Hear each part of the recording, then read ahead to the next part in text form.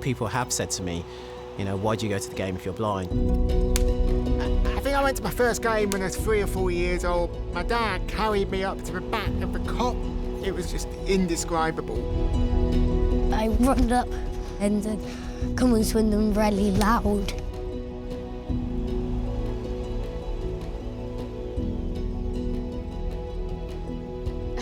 It's just a lifeline. It really is a lifeline to me.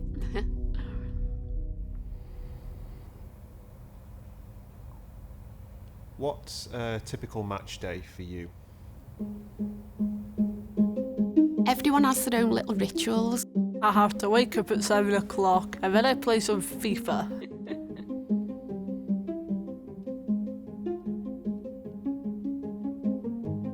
Bacon sandwich, get that down me, go grab my audio description headset from the disability liaison officer. Having that routine of the same steward, the same seat, the same way of walking in the stadium can really help.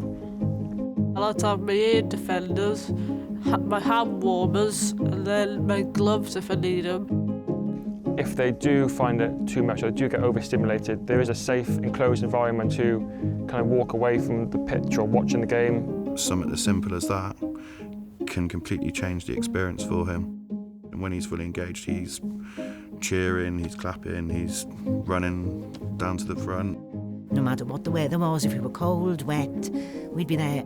If it rains, I get absolutely drenched. I'm the kind of person who continues even when it's foolhardy. We're all there for the same reason, to stand with our friends and watch a beautiful game of football. What does going the match mean to you? Football is one of those unique opportunities for disabled people, really, to get out and be considered as equal to everybody else. It's a real mixing opportunity. I've never really understood why people find it so confusing that I would go to a game. And I think it's because they think from a really simplistic aspect of what they think my experience of the game is.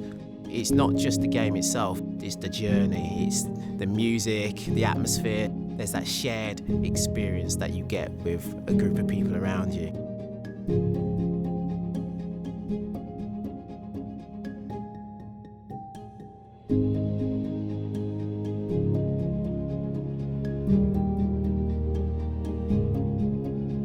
Going the match, it's everything to us, it's everything to me. When I was told I had the brain tumour, I will get through this, I said, because like when we were the first relegation, it's just the way you are, I think. You've got to have that fight. I think going to the game can be a real source of strength and an absolute escape. But there's a real sort of beauty and freedom in the game as well. Even when we're losing, it's my happy place.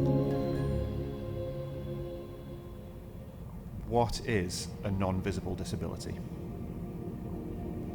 There's a really broad range of non-visible disabilities out there. So it can be hearing loss, it can be sight loss, it can be neurodiversity, it can be any manner of things that people can't perceive. People look, oh, why are they parking in a blue badge space?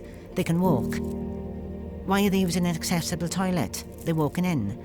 But that's not the point. You can't see the invisibleness of the disability. But then if somebody's judging you, you can tell they haven't got the awareness. They haven't got the understanding. I've always lived my life as a sighted person who can't see, to the point where then if I didn't have my long cane chance, a lot of people wouldn't know. Me having it isn't always just for me, but it is actually for other people as well, because then they know to be able to give me a little bit extra support. I think people can look at Millie and think she's just an everyday 18-year-old girl going about life, but they don't see the difficulties, they don't see the routines, the planning. And it doesn't look like I have a disability, but I do. I see it as a superpower because I've been gifted it.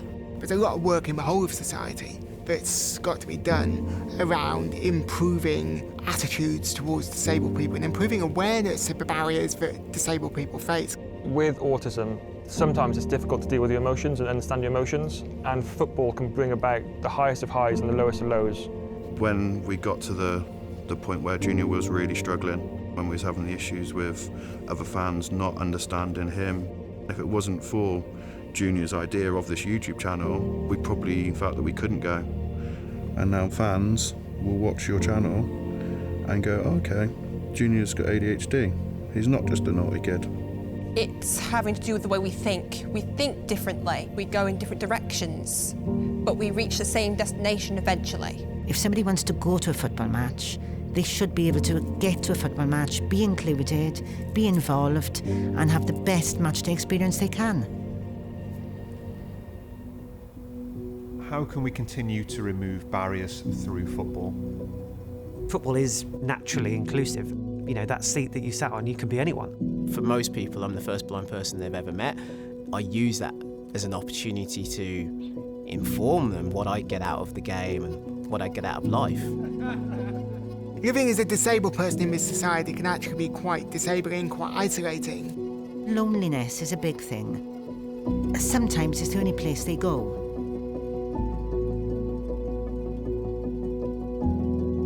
Football clubs can have a role in integrating people into their communities. There's so much that football does for the world. You know, educates, it entertains. Football touches every part of society. It's about solidarity amongst people from all different groups, from all different walks of life.